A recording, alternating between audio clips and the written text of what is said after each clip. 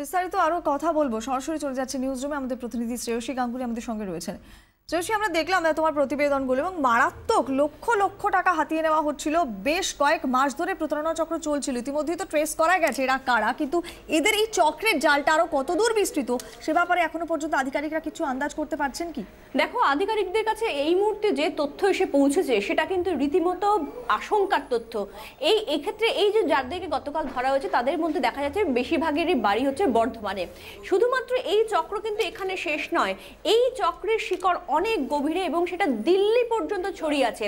কারণ আধিকারিকদের কাছে তথ্য এসেছে যে বিহারের একটি গ্রাম থেকে এরকমই চাকরি পাইয়ে দেওয়া হবে বলে একজন ডাক্তারকে, একটি সরকারি হাসপাতালের ডাক্তারকে ধরে বেশ কিছু মানুষ এসেছিল এবং সেই ডাক্তারের তারা সন্ধান পেয়েছে এই রেলের ভিজিলেন্স টিম, যেখানে তারা জানতে পারছে যে এরকম একজন ডাক্তার এই বিষয়টার সঙ্গে জড়িয়ে আছে। এবং ফলে সামগ্রিকভাবে শুধুমাত্র যে এই রাজ্যে এই চক্র বিস্তার লাভ করেছে তা নয়, এই চক্র কিন্তু অন্যান্য রাজ্য এবং এর মাথা কিন্তু দিল্লিতে বসে আছে বলে কিন্তু অনুমান করা হচ্ছে। এবং এই মুহূর্তে সবচেয়ে যে বিষয়টা নিয়ে রেল আধিকারিকরাও রীতিমতো চিন্তিত যে রেলের অফিসে, অর্থাৎ ওল্ড কয়লাঘাটা যে বিল্ডিং, সেটা হচ্ছে রেলের একটা বড় অফিস, সেই রেলের অফিসে দাঁড়িয়েই কিন্তু এই প্রতারণা চক্রটা চলছিল এবং যেখানে রেলের কর্মী সে নিজে জড়িত রয়েছে। সে এইভাবে গতকাল যখন খবরটা আসে সেই সময় গিয়ে দেখা যায় যে এই যে ফেক যে অ্যাপয়েন্টমেন্ট লেটারগুলো যেগুলো বিলি করছিল সেগুলো যে রেলের কর্মী তিনি রেলের অফিসে দাঁড়িয়ে বিলি করছেন।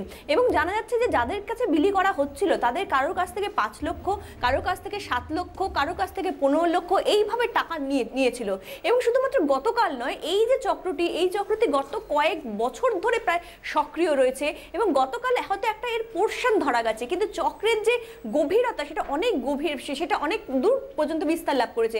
শুধুমাত্র রেলে এই চক্রটি কাজ করেছে তা নয়, এদের কাছ থেকে একটা খাতা উদ্ধার করা গেছে, যে খাতায় দেখা যাচ্ছে যে এরা বিভিন্ন সময় ফুড কর্পোরেশনে চাকরি পাইয়ে দেওয়া, গ্রুপ ডি স্তরে চাকরি পাইয়ে দেওয়া, এমনকি প্রাইমারিতে শিক্ষক নিয়োগের ক্ষেত্রেও এরা চাকরি দেবে বলে বিভিন্ন সময় অ্যাপয়েন্টমেন্ট লেটার বিলি করেছে বিভিন্ন ক্ষেত্রে। ফলে সামগ্রিকভাবে এবং যে অ্যাপয়েন্টমেন্ট যে চিঠিগুলো গতকাল এরা রেলের অ্যাপয়েন্টমেন্ট লেটার হিসেবে বিলি করছিল, একেবারে সোজা প্রথমে চোখে দেখলে সাধারণভাবে যে অ্যাপয়েন্টমেন্ট লেটার দেওয়া হয় তার সঙ্গে সেই অ্যাপয়েন্টমেন্ট লেটারের কোথাও কোনো পার্থক্য নেই বা ফারাক খুঁজে পাওয়া যাচ্ছিল না।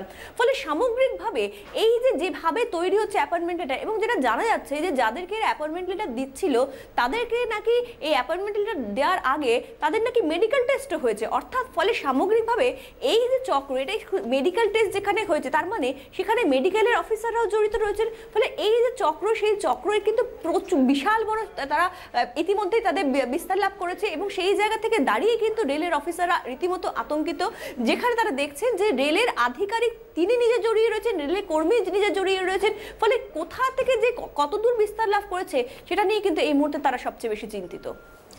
একেবারে আপাতত অনেক ধন্যবাদ।